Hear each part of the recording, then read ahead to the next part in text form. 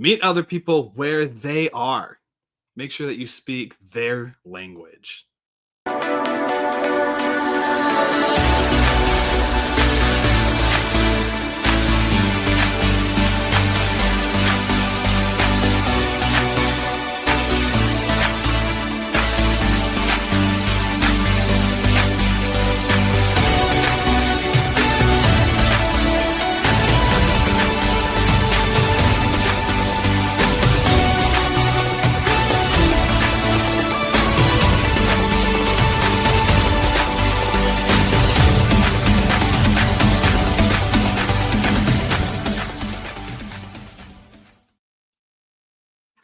What is up, champions? Welcome to another episode of Champion Reads, where we talk about best-selling books and their best principles to help you out with your best life.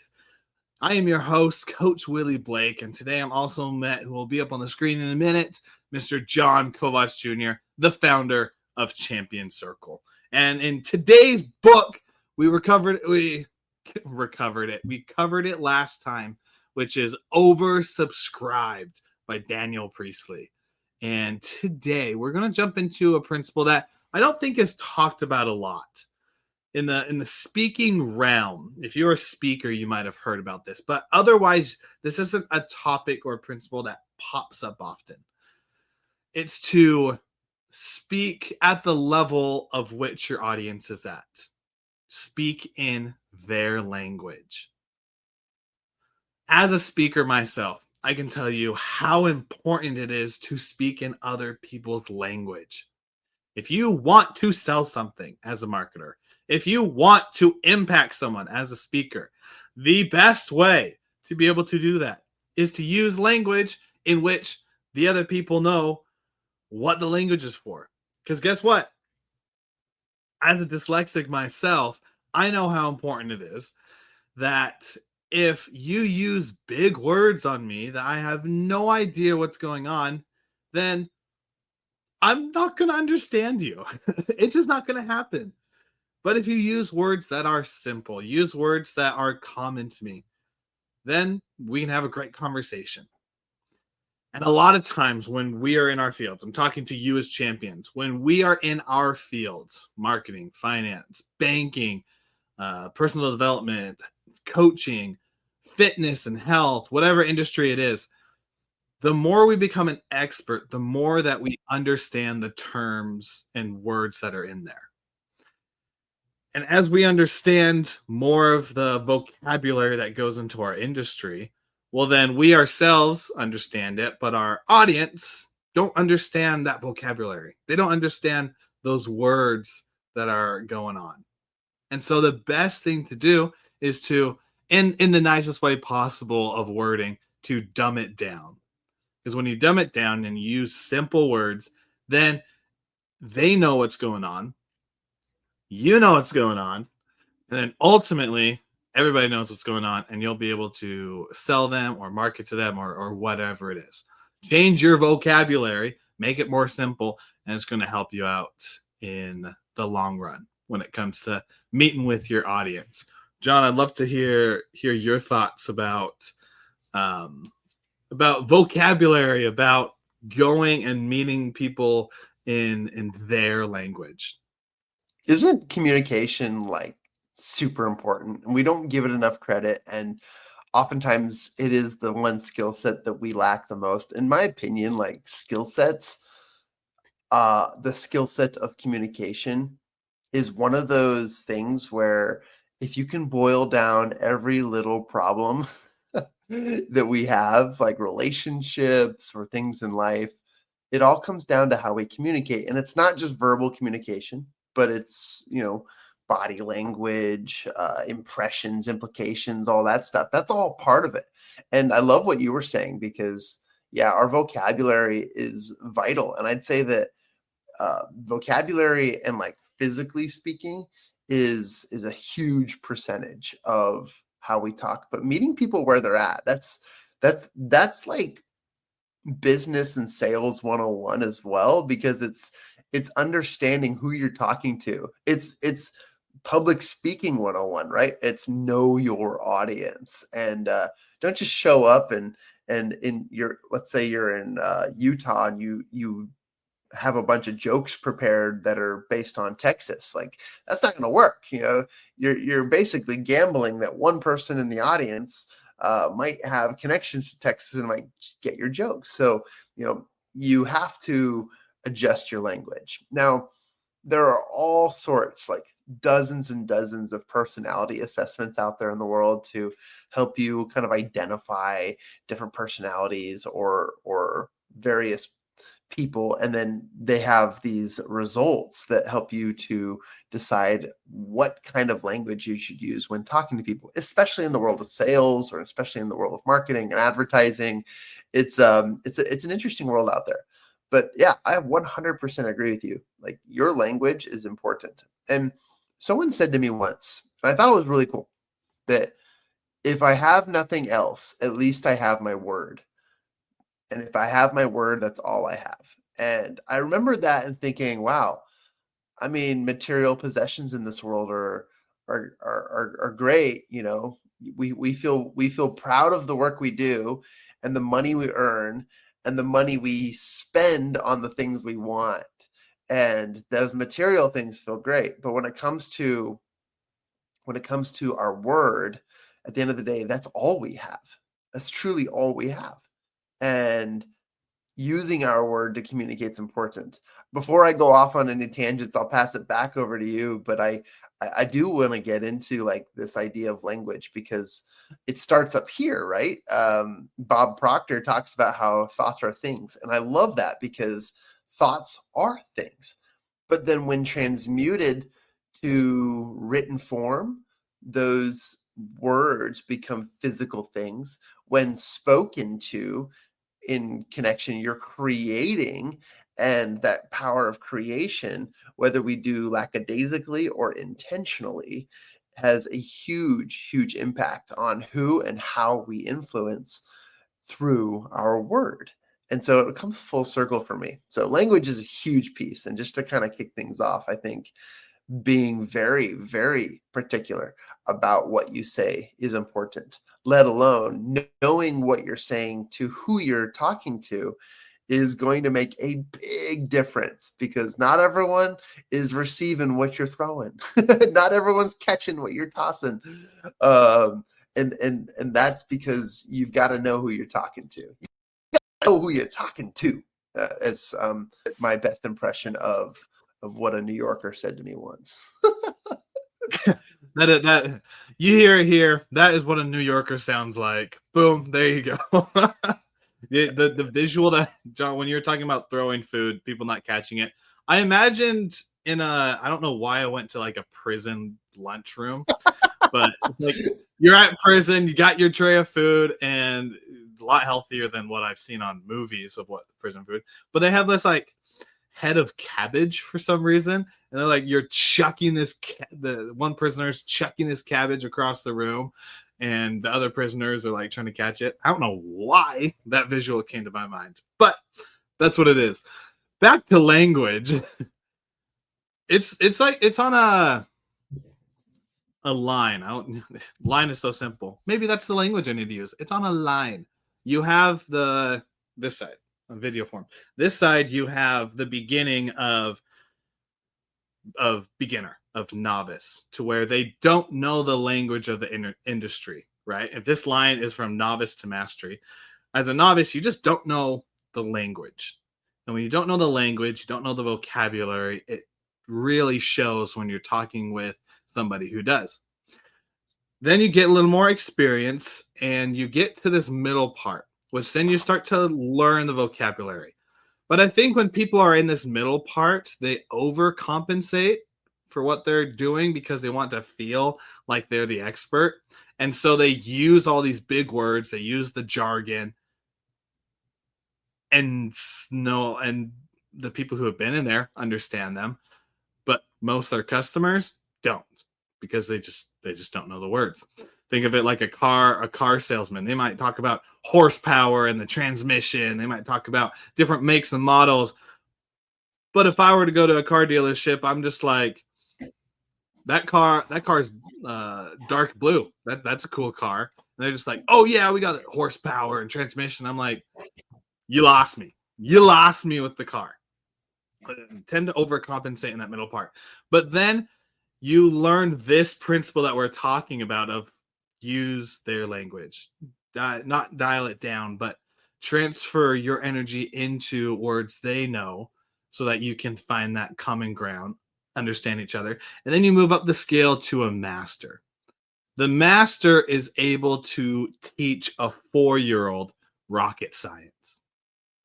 The master is able to use the language to affect everybody. And that's so important as we dive more into this conversation of language, of are you able to, in the industry that you're in as a champion, you people who are listening, are you able to teach a 4-year-old what you do? If you do, awesome, well done. But if you're like most of us, I think a lot of us can learn a little bit more on how to dial down our language to still reflect the energy and principles we're trying to share to a 4-year-old. I think you truly can become a master with that. Yeah, I agree. And I just had this really cool image of a A 4-year-old. cabbage and a 4-year-old. And this is how much I know about kids.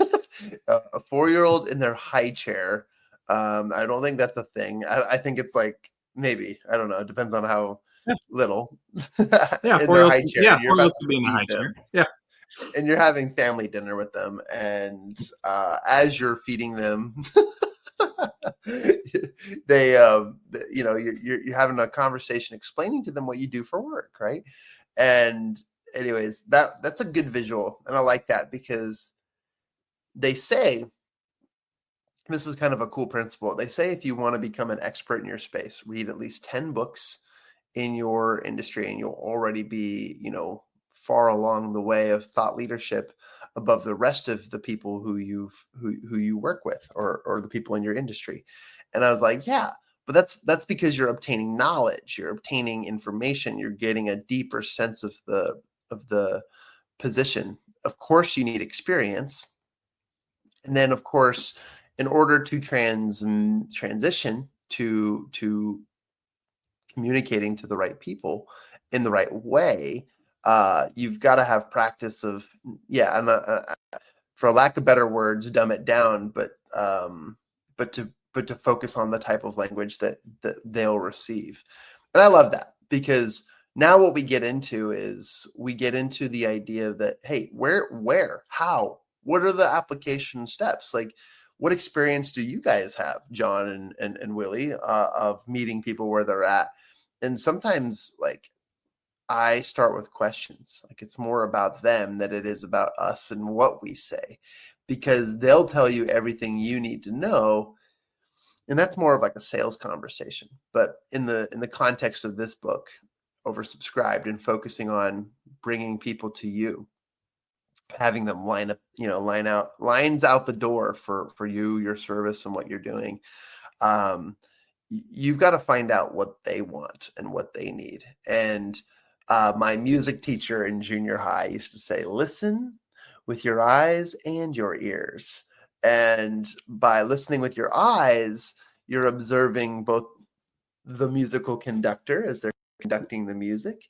You're also looking at the language that the flutes and the trombones and the percussions are saying, their body language and their overall awareness is important. And if I really think about this as I figure out what I really want to communicate here, it is about awareness.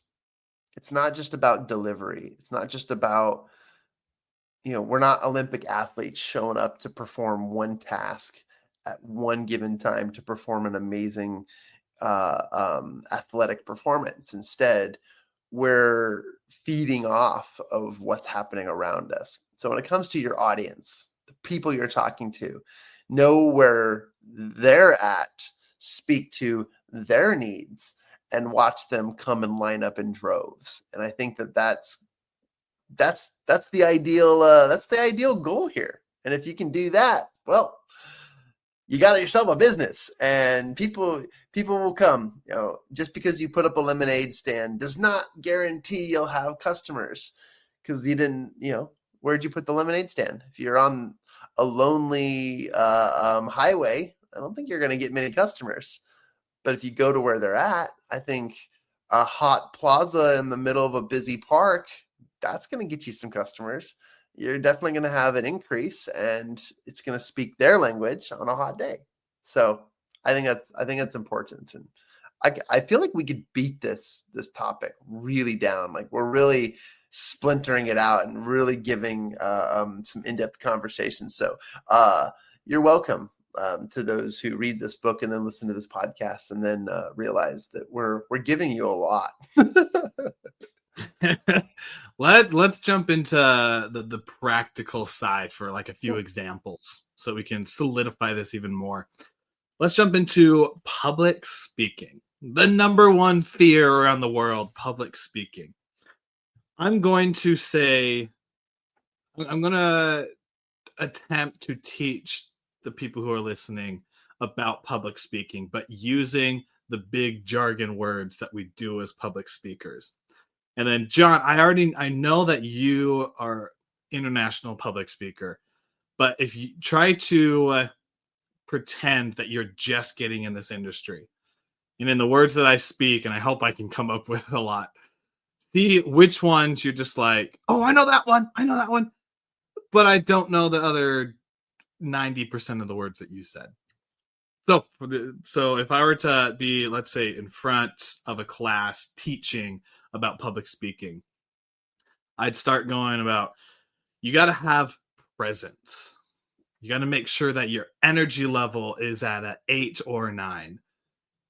And as you speak, you need to be able to have the power pose in which you assert the dominance and the confidence that you need to be able to present the lecture or the speech in which you're giving. And as you're up there, make sure that you know the industry you're talking about, the niche in which you're going to describe, because you might lose everybody in the audience if you start going off on different tangents. I'll stop it right there. But just off those, John, I know you're a master. But are there any words that came up that you're like, if a new person coming into our industry of public speaking were to hear, they would just be completely lost? Well, while you were sharing that,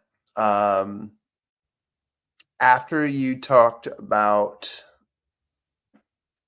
energy and presence, there was a other long list of examples and thoughts. And if I were a newbie, right, I would first be thinking about that big fear of public speaking, and then presence and energy, and then everything else would have just blurred. And for me, in the public speaking space, when teaching a newbie, a newbie speaker, we'll call them future pro, they're going to worry about the minutia. They're going to worry about the little things leading up to that. And so, in my opinion, it's one little thing at a time. And so, for me, I not that I would have done it differently or better, because I loved everything you said.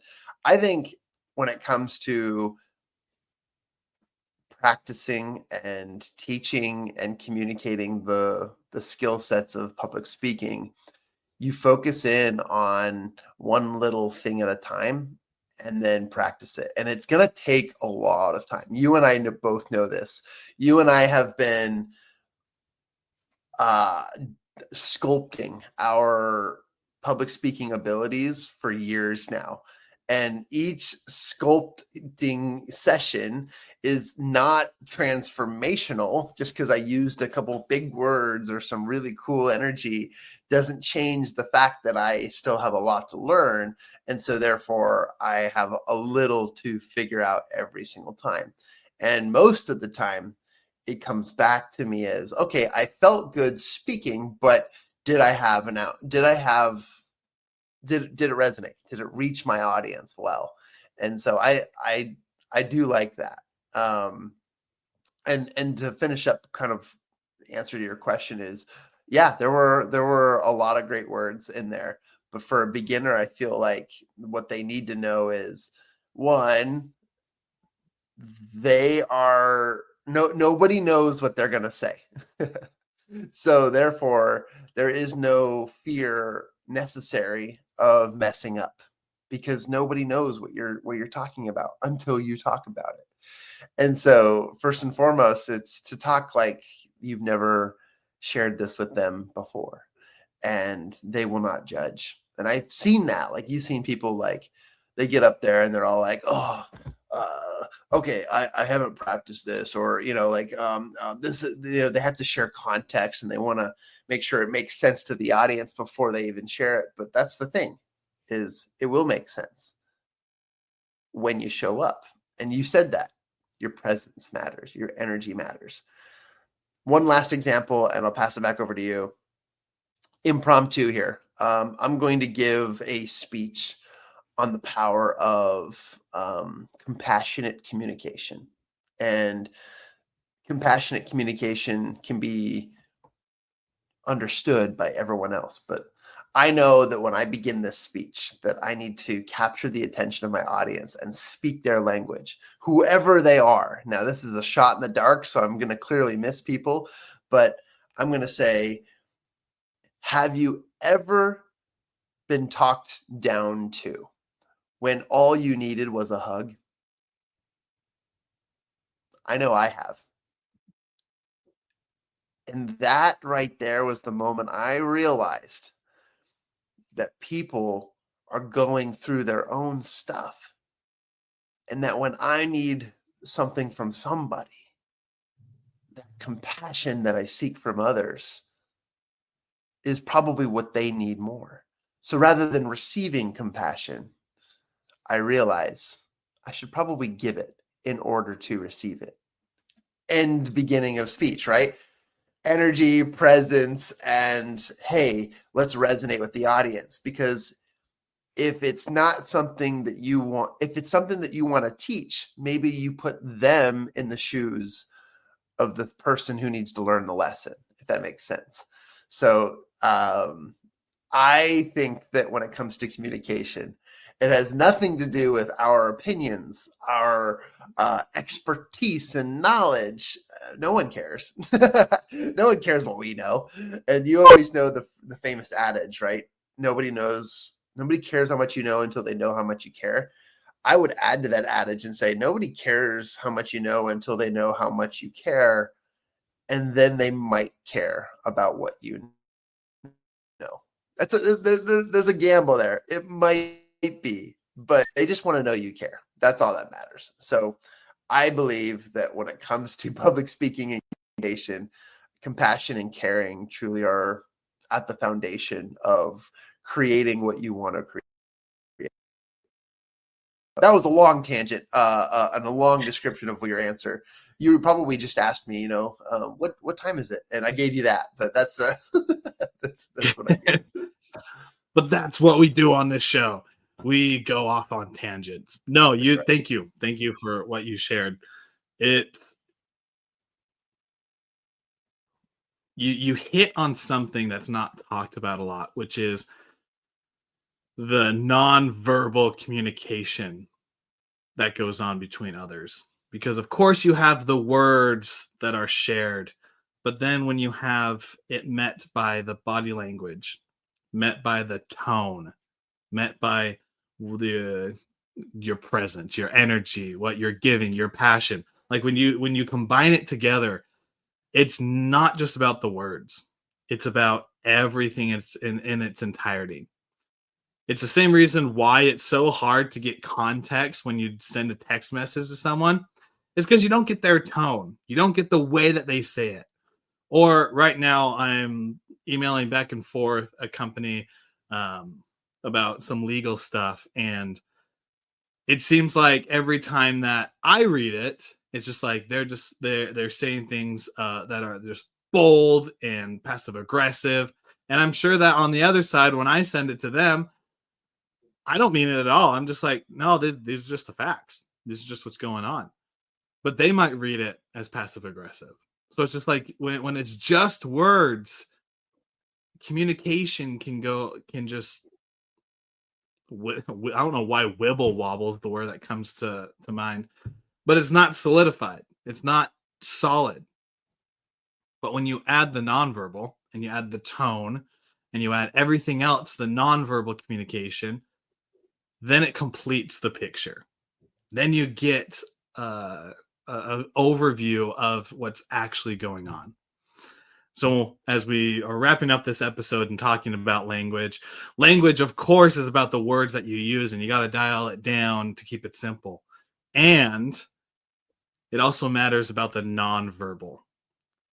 Because all in all, communication, when you bring all of it together, that's where the experts and the mastery comes into.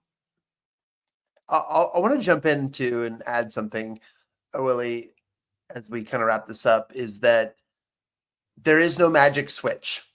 You've got to learn language, and you've got to learn how to use language correctly to address the right audiences.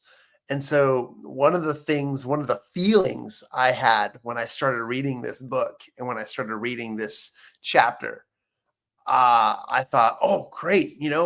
I'm going to get a list of words and vocabulary that's going to help me become a millionaire. I know exactly what's going to teach me. And I started feeling this overexcitement of like, oh, it's just it's a quick, like, if I memorize these words, then I'm going to be unstoppable, right? Or people will line up for my businesses. And that's just not the case, guys. And I don't want you to feel, I don't want you to feel that way and then find yourself empty-handed once you realize it's not there. I want you to feel like there is what Willie just said, like there is mastery, there is practice, there is communication, there is relationships that go into the intention behind everything.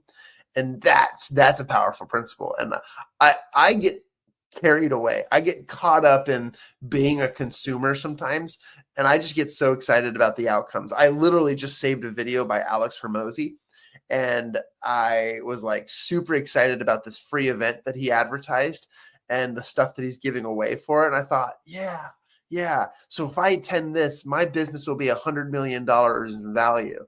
And the reality is that's how it made me feel, but that's not going to be the outcome of me attending a free event, right? And so for me, it's language is everything, but you also got to check your emotions at the door and realize like, hey, this is how communication works. It does make you feel stuff. It moves you to action. It gets you what you want, and it gets other people what they want, bringing in a little bit of how to win friends and influence people, right? Our language is everything. So as you read this book, know that, yeah, there are some great vocabularies and words and phrases, but it's different depending on your world, your industry, and your background. But focus in on how and what and the delivery of what you're sharing with other people to get them to oversubscribe to you, to get them so pumped in, dialed in that it'll give you so much. I'm actually getting like a ton of really great ideas just from this conversation. So I actually encourage our listeners, like, talk to somebody about your industry who has no idea, and ask them if you can practice, like, talking about what you do to others so that they understand, and give it a go several times. Be like, are you willing to just like work with me and practice with me? Because I need to make it make sense. And one more adage to just throw in there: doing the same thing over and over and over again, but expecting different results is what we defined as insanity, right? Do the same thing over and over by finding ways to fine tune it and make it better each time. That's not insanity, but that is sanity, and creating what Willie called mastery. So there's my final thought.